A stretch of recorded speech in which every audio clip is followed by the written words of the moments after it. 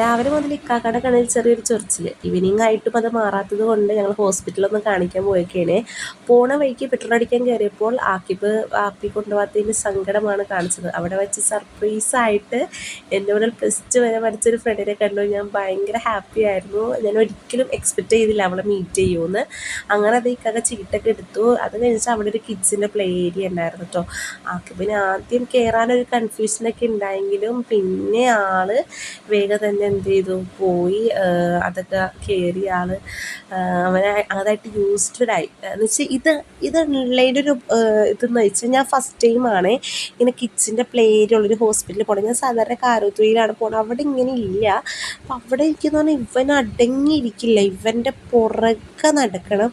പക്ഷെ ഞാൻ ഇവിടെ വന്നപ്പം ഞാൻ അത്യാവശ്യം ടെൻഷൻ അടിച്ചിട്ടാണ് വന്നത്. പിന്നെ അൺഎക്സ്പെക്റ്റഡ് ആയിട്ട് അവളെയും കണ്ടു. അപ്പം ശരിക്കും ഇതില്ലെങ്കിൽ എനിക്ക് അവളായിട്ട് ഇത്തിരി നേരം ആ ടൈം സ്പെൻഡ് ചെയ്യാൻ പറ്റില്ലായിരുന്നു. കാരണം ഇവൻ അവിടെ കളിച്ച് തിമിർത്ത് അവനതായിട്ട് ആദ്യം ഒരു എന്താ പറയുക കൺഫ്യൂഷനും ഒരു സ്റ്റാർട്ടിങ് ട്രബിൾ ഉണ്ടായെങ്കിലും അതായിട്ട് അങ്ങോട്ട് യൂസ്ഡ് ആയിട്ടാണ്. പിന്നെ ഇക്കാക്ക ചീട്ടൊക്കെ എടുത്ത് കഴിഞ്ഞ് വന്നു. അവൻ്റെ അടുത്ത് ഇരുന്നു.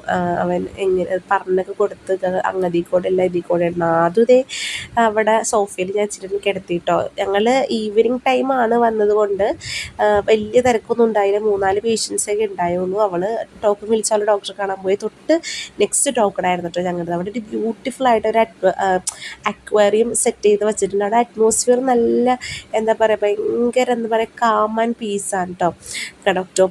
ഒക്ടോപ്പസിനൊക്കെ കണ്ടു ഗൈസ്. അപ്പം ആക്കിബ് അങ്ങനെ എന്താ പറയുക അവിടുത്തെ ആ ഒരു ഇത് കണ്ടിട്ടേ ആ ഒരു ഇത് തന്നെയായിരുന്നു.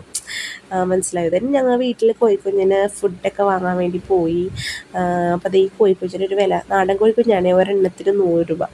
അപ്പോൾ അത്രേ ഉള്ളൂ ഗൈസ് ഇന്നത്തെ വിശേഷം. അപ്പോൾ എല്ലാവരും ലൈക്ക് ചെയ്യുക, ഷെയർ ചെയ്യുക, സപ്പോർട്ട് ചെയ്യുക. ഓക്കെ ഗൈസ്, അപ്പോൾ നമുക്ക് നാളെ കാണാം.